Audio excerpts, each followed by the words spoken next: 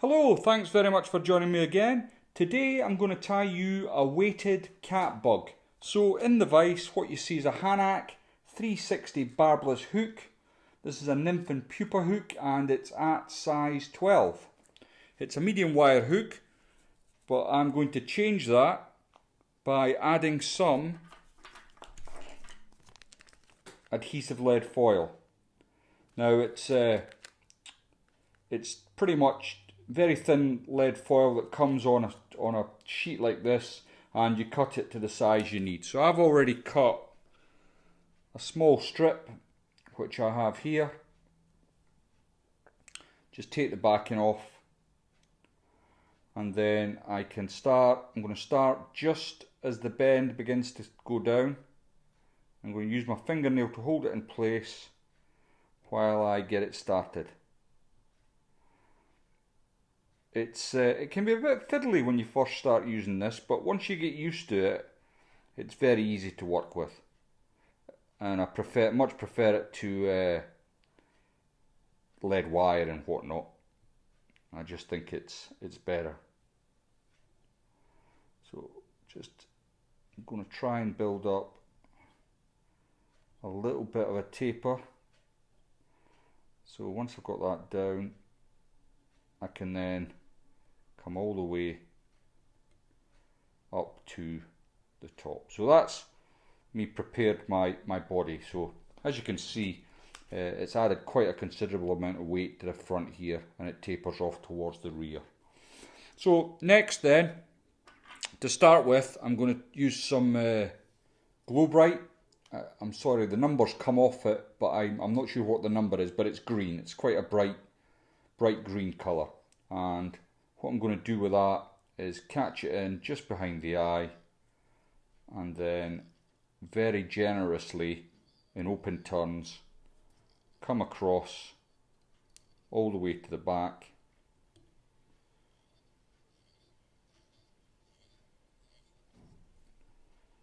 and then remove my waist. I just managed to get some around the point of the hook there, which I'll get rid of. Okay, so now I've got it there, I can come back and then just work on that taper. I want it to be quite a smooth taper there. And it doesn't take long with floss, it's easy to build it up. Before I go any further though, I'm going to add a little bit of a tail.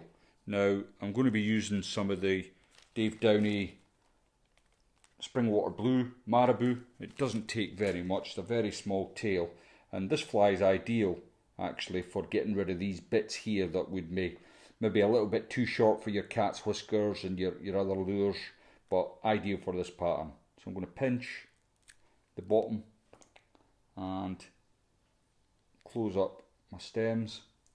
Not worried about the ends there really, and then I'll just remove my waist, and then I can catch that in. Now as you can see, where I bulked up my lead wire, there is a deficit here, so I want to catch that in to try and fill the gap, if you like.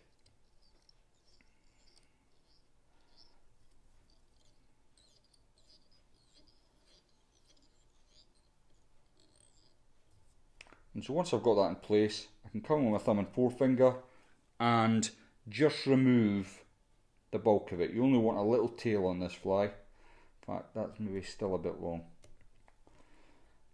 There we go. Now I'm going to really work hard to try and get a nice taper up the fly. So you need to bear with me at this point, as there's a lot of thread wraps. I'll try and keep you entertained as I go. This fly, I'm told, because I don't really fish a lot of still waters, it's something I want to get more into, but I'm told under a bung on a still water you'll pull fish out all day with this. But I'll soon remedy that when I turn up at a small water and don't catch a fish. Anyway, while I've been blethering on, I've managed to build a reasonable platform there. Now next I'm going to finish off with this. Couple of half hitches. I suppose you could whip finish this if you're clever enough. Then I can remove that. So I'm just going to open my vise up and have a look at your side, because the body looks okay on mine, but I see I've just missed a bit there. I'm going to try and force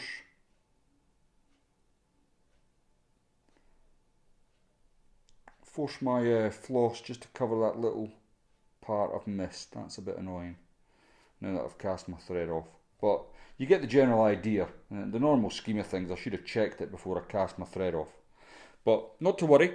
I'm going to press on, and I've now picked up some Glow Bright number 5, and as you can see, this is bright orange. So I'll catch that in at the eye, and I want it to be probably about just over 2/8 of an inch.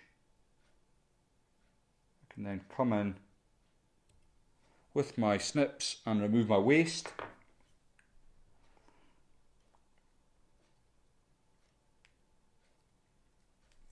And then I can start building up my orange head.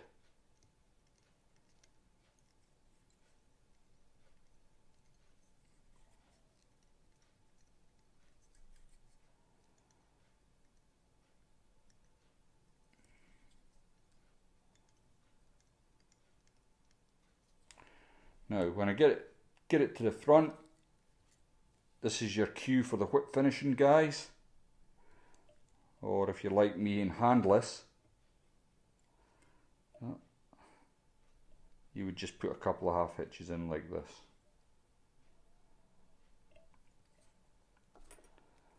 And then I can remove my thread. Now the tying of this is, well, as you can see, it's, I'll not say noddy, because nothing's noddy. If you're doing it for the first time, it can be quite difficult, but it's relatively simple is what I would say. The trick with this fly is the application of the resin. So what I'm going to do is I'm going to use my favourite for this. It's the Solaris. It's bone dry. I know there's no label on it. It's come off. Like my fingertips, actually, I've used this so much. Somebody commented on how much this cost the other day. It was it is £20 a bottle, pretty much. So it's not a cheap product, you know, by anyone's wallet. But what I would say is it's very good. So I'm just going to get a liberal lashing of it on, and you've got to work it around the fly. Now I know this may be boring to watch, but I have to say, if you want to get a good job done, you've got to take your time. You know, there's no point in saying, getting a paintbrush out and going, right, there we go, let's get this lathered on. It just doesn't work, and it's not the same.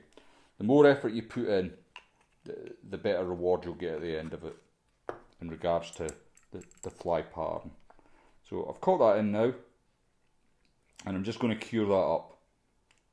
Now I've seen these tied in various ways, and some people would be content to just leave them as is, and to be honest, they're probably right, but just for a little added extra thing, I like to put a little couple of black dots on in the orange section to make it look like eyes. Does it make any difference? I'm doubtful. I'm very doubtful, but it makes it look aesthetically pleasing to the fly tyer. Wouldn't make a blind bit of difference to a fish, I don't think. But there we go. So I've got that first layer cured. I've got my UV black resin here, and as you've seen before, it comes on a big dollopy brush, which is not much good for putting delicate little eyeballs on. So what I do is take a little bit off on bodkin needle here. Carefully putting that back in the pot so I don't get it all over myself. I'm going to turn my fly to the side.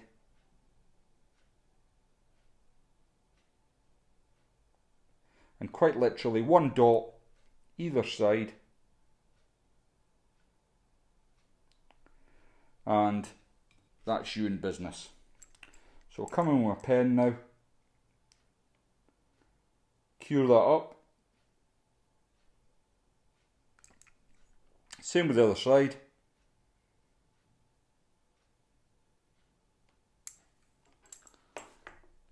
And then what I'm going to do to finish off is add another layer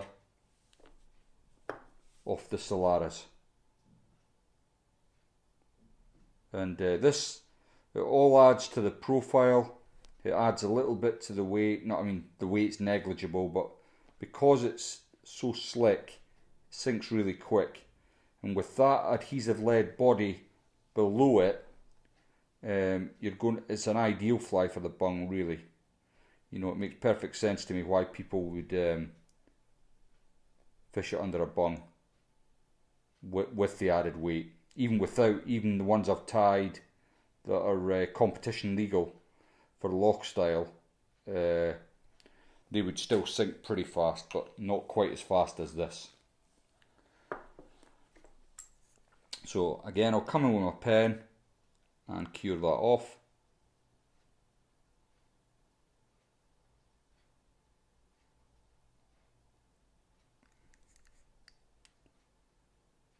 If you can bear with me.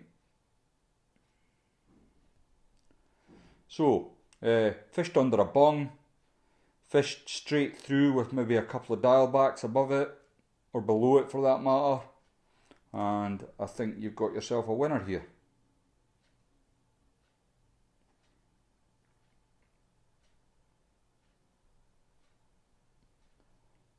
You can tie this on different profiled hooks.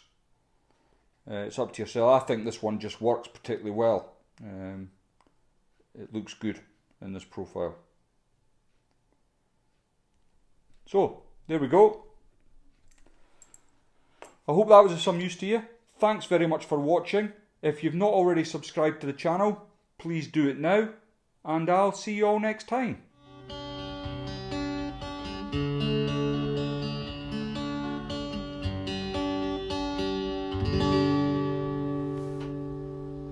If you want to make them up, that's how to do it.